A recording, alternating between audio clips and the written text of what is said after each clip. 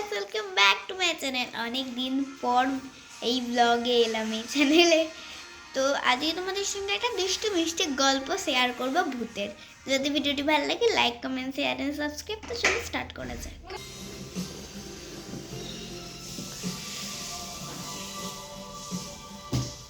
এক গ্রামে বৌদির বেলি কাটার ঘটনা হতে লাগলো।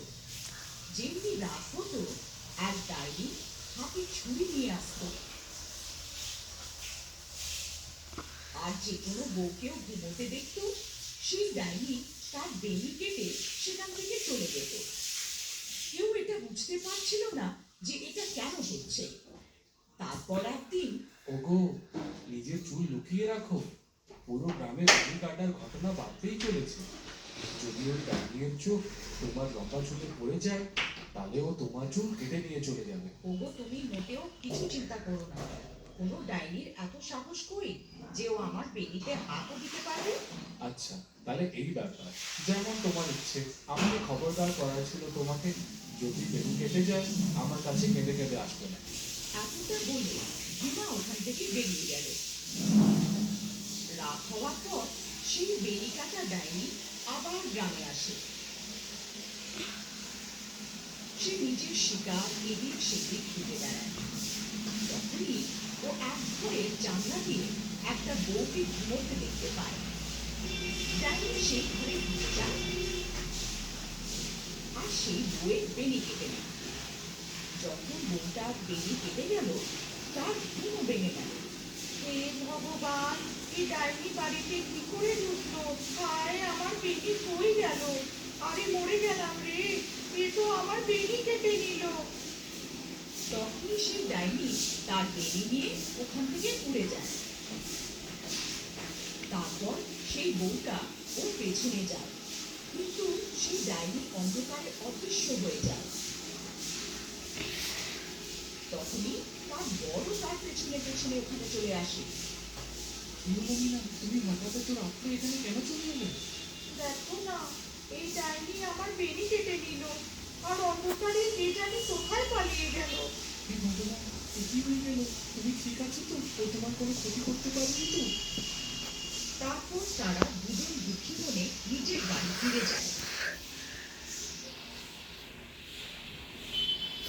পরের দিন সকালে মীরা বেনি কাটার কথা পুরো গ্রামে ছড়িয়ে যায়। সবাই সেই ডাইনির বিষয়ে কথা বলছিল।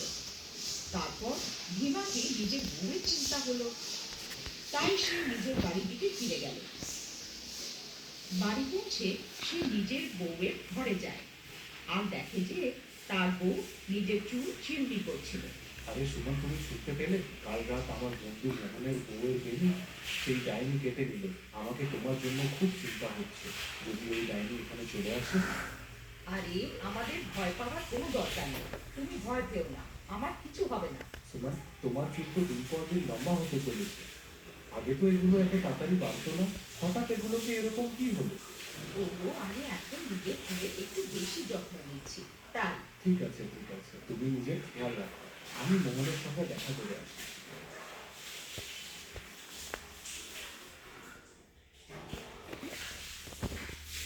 আরে ভাই মোহন, তুমি কেমন আছো? বৌদির বিষয়ে জানতে পেলাম, খুব খারাপ লাগিয়েছিল। কি আর বলি ভীমা ভাই, যখন থেকে মীরার বেবি কেটেছে তার কেঁদে কেঁদে অবস্থা খারাপ। আর বলো, সুষমা বৌদি ঠিক আছে তো? এখন তোমাকে বৌদির খুব বেশি যত্ন নিতে হবে, যেন ডাইনিটা ওনাকে ওর শিকার না বানিয়ে ফেলে। তুমি ঠিক বলেছো ভাই, আমাকেও খুব চিন্তা হচ্ছে। ঠিক আছে, আমি এবার যাই। তুমি নিজে আর মীরার খেয়াল রাখো। এতটা বলে ভীমা আবার নিজের বাড়ি ফিরে আসে। রাত হয়েছিল, ভীমা ঘুমোচ্ছিল। হঠাৎ ও একটা চিৎকার শুনতে পারে। তার ঘুম ভেঙে যায়। সে এদিক সেদিক দেখতে চুল লাগে। কেটে নিয়েছে আমার মনে সুমন হচ্ছে, ঘরে ছিল না। বেনুনি কেটে নিয়েছে বা খুব চুল ভয় কেটে পেয়ে যায়। নিয়েছে। সুমন, কোথায় তুমি? সুমন, কোথায় তুমি? হায়, আমি তো মরে গেলাম, বরবাদ হয়ে গেলাম। ডাইনি আমার চুল কেটে নিয়ে চলে গেল। হায়, আমি মরে গেলাম। আরে, এটা কার শব্দ? মনে হয় ডাইনি আবার কারোর উপর আঘাত করেছে। আমায় বাইরে গিয়ে দেখতে হবে। তারপর সে বাইরে দৌড়ে যায় আর দেখে যে বাইরে কিছু গ্রামবাসীরা দাঁড়িয়ে রয়েছে। ও ওদের কাছে যায়। কি হলো ভাই, এই চিৎকার কিসের ছিল? কি হলো? সব ঠিক আছে তো? না ভাই, এখনই সেই ডাইনি বেচারির বেনি কেটে অন্ধকারে অদৃশ্য হয়ে গেল। না না, হে এর ভগবান। ওয়াইফের নয়। সুমন, তুমি কোথায়? আমায় বাড়ি ফেরা উচিত। তারপর সে বাড়ির দিকে দৌড়ে যায়। যখন সে বাড়ি পৌঁছায় দেখে যে সুমন নিজের চুল চিরুনি করছিল। ও তাকে দেখে আশ্চর্য হয়ে যায়। সুমন, তুমি কোথায় চলে গেছিলে? তুমি জানো এখন এই ডায়েরিটা আবার কারো বেরি কেটেছে। কি তোমার কি একটুও ভয় লাগে না? সুমন ওর কথাগুলোকে কানে নিল না আর খুশি খুশি নিজের চুল চিরুনি করতে লাগলো। সুমনের চুল এখন আরো লম্বা হয়ে গেছিল। এ কি সুমন, তোমার চুল তো একদিনেই এত লম্বা হয়ে গেছে। এ কি করে হতে পারে? ভীমা সুমনের চুল দেখে ভয় খেয়ে গেল। সে বুঝতে পারলো না যে এগুলো করছেটা কি। তারপর দিন সুমনের চুলের লম্বা হওয়ার চর্চা পুরো গ্রামে ছড়িয়ে যায়। সবাই তার চুলের বিষয়ে কথা বলছিল। আরে ভাই, যখন ও ডাইনি কারো চুল কেটে নেয় তখনই ভীমায়ের বউয়ের চুল আরো লম্বা হয়ে যায়। আমাকে তো লাগে ভীমায়ের বউই বেনি কাটা ডাইনি হচ্ছে। ভীমা সব গ্রামবাসীদের কথা শুনছিল। সে কিছু বুঝতে পারছিল না যে ও কি করবে। তারপর ও নিজের বন্ধু মোহনের কাছে সাহায্য চাইতে যায়। মোহন ভাই, আমাকে লাগছে সুমনই সেই ডাইনি যে গ্রামের সবার চুল কেটে নিচ্ছে। তুমি এমন কেন বলছো ভাই? ভাই, যখন ও কারো বেনি কাটা পড়ে সুমনের চুল আরো লম্বা হয়ে যায়। আর কাল যখন ডাইনির ঘটনাটা হলো, সুমন নিজের বিছানাতেও ছিল না। তারপর হঠাৎ কে জানি কোথা থেকে চলে আসলো। যদি এরকম হয় তাহলে আমাদের কিছু তো করতেই হবে। তুমি আজ রাত্রে লুকানোর নাটক করবে, তারপর যখনই বৌদি বাড়ি থেকে বেরোয় তুমি তার পিছনে যেও, তারপর সব স্পষ্টভাবে আমরা জানতে পারবো। মোহন ভাই, তুমি আমার সঙ্গে আমার বাড়ি চলো, তুমি ওখানেই লুকিয়ে পড়বে, তারপর ওকে আমরা ঠিক মুহূর্তে। ঠিক আছে, চলো তাহলে।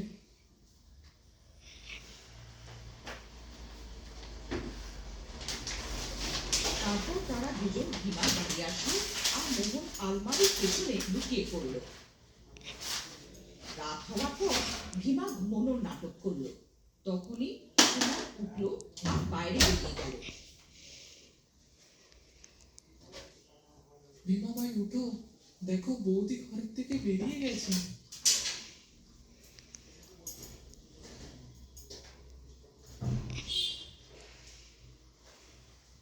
সুমন কিছু দূর যেতেই ডাইনিতে পাল্টে গেল আর নিজের শিকার খুঁজতে লাগলো।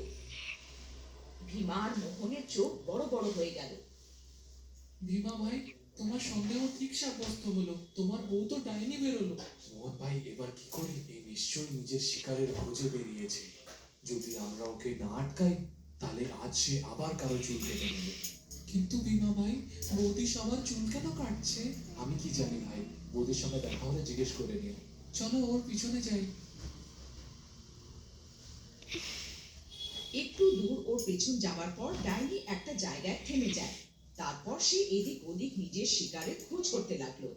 তখনই ডাইনি তার চোখ একটা বাড়ির উপর পড়লো আর সে সেই বাড়িতে ঢুকে পড়ে। ওখানে ও একটা বউকে ঘুমাতে দেখতে পায়। ভীমা ভাই, বৌদি তো এই ঘরে ঢুকে গেল, এবার কি করি? আরে বোকা, এই বৌদি বৌদি কি লাগিয়ে রেখেছিস? এই মুহূর্তে ও তোর বৌদি না, একটা ডাইনি হচ্ছে। চল আমরা ওর পিছনে যাই।